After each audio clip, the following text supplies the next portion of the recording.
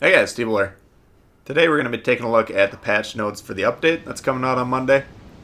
But as part of the 5,000 sub celebration here, we're going to be streaming on Saturday. I'm planning on doing 5 hours, so I'll post the time coming up soon. We're doing some giveaways for this. The smaller ones should be camel packs, and the grand prize will be ship. I think it's a choice between a Texas or a Kamikaze, if I understood Wargaming correctly. So the winners of the small ones will also get an entry into the grand prize. This is how it's going to work. And for today's entries, if you want to be, it's for subscribers to the channel. If you like this video and then comment on the video with your platform and your gamer tag, then you'll be entered into today's portion.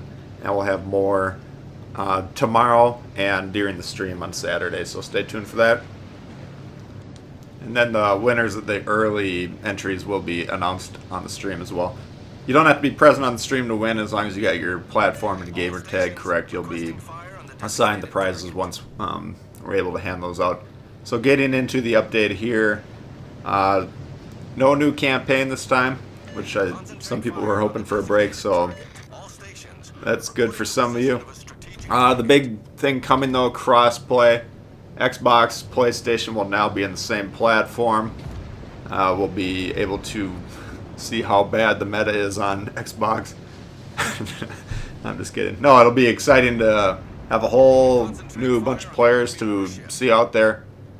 It says you won't be able to division up with players from the other gaming system. It says it's not possible, so as far as I know, that's not something they're planning on adding into the future. I know that in the past they were talking about trying to do that, but if it's not possible, that just must be the gaming platforms saying that it's not going to work. So regardless, it's going to be cool. It's going to, should shorten up the wait times, and it'll be good for the game in general, just across the board. So crossplay is going to be great. Ranked battles are here. Like I kind of predicted, Tier 5 is going to be the first season. They're going to be 2 weeks long. And then Tier 4 will be the next season after that. So if you haven't been watching, I have been doing preview videos on the Tier 5 ships, how I would stack them up against each other. I was planning on doing the battleship one today, but these patch notes came out a day early, at least in my opinion. So, or from my perspective. So, I'll put that up tomorrow for you guys to watch. And how it's going to work, there's going to be 10 ranks. As you go up in ranks, you'll unlock a bunch of goodies, and those will be applied to your account. Now you kind of you advance up the ranks basically by winning. So it's going to, the players that are at the higher tiers should be better skilled, so you'll kind of get as far as you can get according to how good at the game you are. It looks like it's all going to be domination mode games. You got Straight, New Dawn, North, and Shards are the maps, and there's control points, and then the scoring is similar to the regular game, where if you kill a certain class you get X amount of points, or actually it looks like all of the classes are going to be the same points, so staying alive and capturing the points is going to be very important. And then it's got, each season it has irrevocable ranks, so once you reach those ranks, you won't be able to drop below those particular ones, but the ones that aren't protected ranks, you can drop down if you're losing some games, so that should be interesting. Something that I did not expect, but they're putting in nonetheless. Ranked battles can be played in divisions up to 3 players, with the caveat of only having no more than 2 destroyers per division. And there's actually no more than 2 destroyers per team, so keep that in mind. It doesn't seem as though there's a limit on cruisers or battleships. I initially thought there was going to be a set number of each class, but they're just capping the destroyers, which is good. The divisions, it's a little suspect, but it has to be the equal number on each team. So if you're, I guess that kind of balances out. And The player with the highest XP on the losing team does not lose a star. So you're accumulating the stars by winning and losing. That's how you go up and down the ranks. And once you reach rank number 1, you're done with the rank season. You won't be able to keep playing. So I've been looking forward to that one. I know a lot of you guys have been talking to you, and should be a lot of fun. Next up, we got new maps. 2 of them are going to be for tiers 5 through 7, and one of them tiers 4 through 6. So that's going to be great. There's 3 of them. The Land of Fire and the Atlantic are for the tier 5 through 7, and Trap will be 4 through 6. They look pretty cool. There's pictures on the patch notes themselves. I'll put the link to the patch notes in the description of the video, so once you're done watching this, you can check out the images if you want. For Black Friday, they're going to have some specials, and they have 3 black ships, so they're basically the same premium ship, but black camo. They all look pretty sick. Scharnhorst, Warspite, and Atlanta. So 3 very strong / fun ships, and they're pretty smooth looking in terms of the camo. And you can purchase those directly, or you have a chance to get them if you buy a Black Friday crate. Now, Black Friday crate's going to be available for 1,000 doubloons, and it may include the following: 10 promotion orders, 1 insignia, 1 commendation, 25k global XP, 14 days premium time, 15 sets of the Shadow camouflage, 1.5 million credits, 1,250 doubloons, or a random black ship. So, you know, those are pretty decent sets of loot in there if you're interested in doing those. That's the only thing they're listing for Black Friday sales. Maybe they'll do something else, maybe not. But I know for Atlanta, there's a lot of players who joined the game late, and they're kind of sad that they weren't able to do the Atlanta campaign. If you did miss out on that, you can get the black version, and it should be the same ship in terms of how it plays.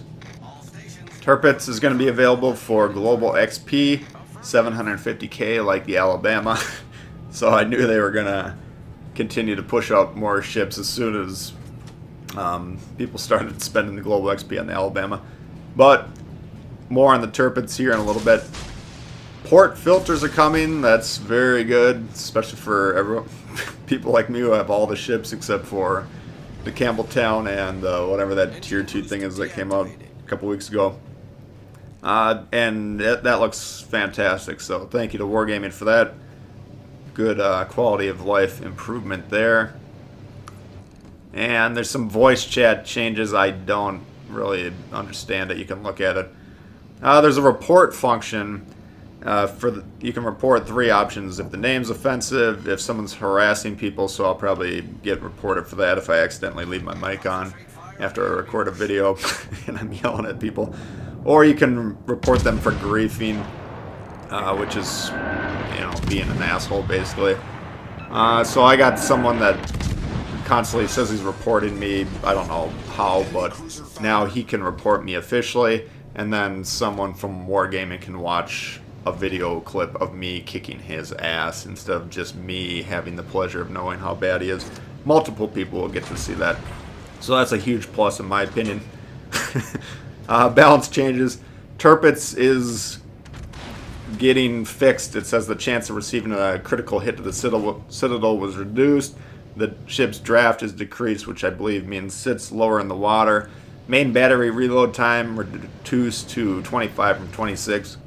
And the repair party consumables more effective. So Tirpitz getting a huge buff, and that ship should be very powerful now if it's performing as I'm imagining. Vanguard also getting buffed. You guys refuse to angle your armor in this thing, and they're quietly making it the strongest battleship in the game. So it's increasing the fire chance of the HE shells to 42%. Citadel deck armor increased from 32 to 50. And the chance of receiving a critical hit to the Citadel was reduced yet again. And the ship's draft is also decreased. So Vanguard should be very strong now if you guys want to keep playing it poorly. be my guess. Kaiser Kone getting nerfed, which is a little sad since those were kind of the strongest ships in the German battleship line. But whatever, I don't personally play a whole lot of tier 3 or 4. And then there's just a couple oddball miscellaneous bug fixes and other boosts there. So again, no major campaign. I'm assuming this update will last through the duration of the rank, so at least for a month, and then maybe we'll get one more update before the end of the year, maybe not. But a lot of cool stuff in this one. I mean, the maps, the port, filter, ranked, and of course crossplay. It's going to be awesome. So a lot of cool stuff in my opinion. I'm looking forward to it. I do want to hear what you guys think in the comments. So again, if you want to enter the contest, as part of your comment, just put your gamer tag and your platform that you play on. That'll give you a chance to win one of the 2 entries available for today. And then let me know what you think of the update after that in the comments. And we'll check out what you guys think.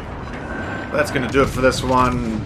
I'll let this Kraken unfold. I think there's about 30 seconds left. If you did like this video, though, please hit the thumbs up. New to the channel, consider subscribing. A lot of World of Warships coming all the time. Questions for me, comments, leave below. I'd love to hear from you guys. And we'll see y'all later. Alright, peace.